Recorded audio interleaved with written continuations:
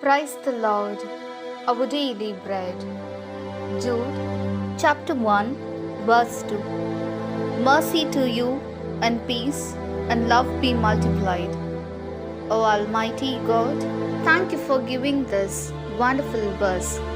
May your presence showers on us. O Lord, in this day, we live in a world where everyone is deceived for selfish reasons.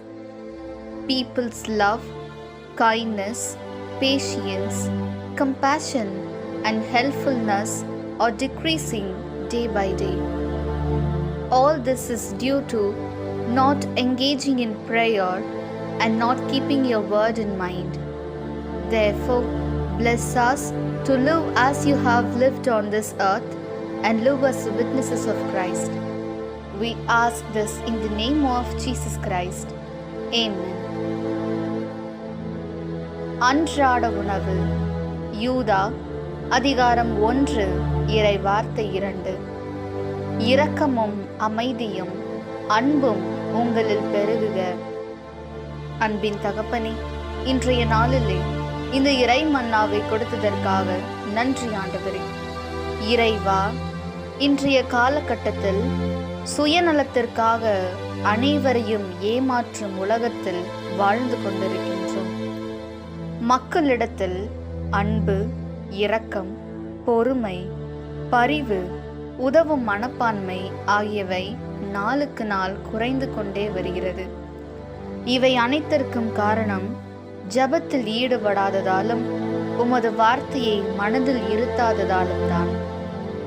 எனவே இனிமேல் நீர் எவ்வாறு இம்மண்ணில் வாழ்ந்தீரோ நாங்களும் அவ்வாறு வாழ்ந்து கிறிஸ்துவின் சாட்சிகளாக வாழ எங்களை ஆசிர்வதியும்.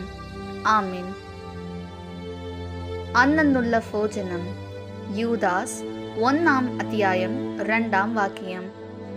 നിങ്ങളിൽ കരുണയും സമാധാനവും സ്നേഹവും സമൃദ്ധമായി ഉണ്ടാകട്ടെ. ദൈവമേ, ഈ കാലഘട്ടത്തിൽ പലരും മറ്റുള്ളവരെ പറ്റിച്ച് ജീവിച്ചു വരുന്നു. സ്നേഹം, കരുണ, സഹായിക്കുന്ന മനസ്സു, ക്ഷമ ഇവ ഒരേ ദിവസവും മനുഷ്യർക്കിടയിൽ കുറഞ്ഞു വരുന്നു. പ്രാർത്ഥനക്കുറവും അങ്ങയുടെ വചനം മനസ്സിലാക്കാത്തതുമാണ് അതിൻ്റെ യഥാർത്ഥ കാരണം എന്നു അറിയുന്നു. അതിനാൽ അങ്ങയുടെ വചനം അനുസരിച്ച് അങ്ങയുടെ സാക്ഷിയായി ജീവിക്കുവാൻ ഞങ്ങളെ അനുഗ്രഹിക്കണമേ. ആമീൻ.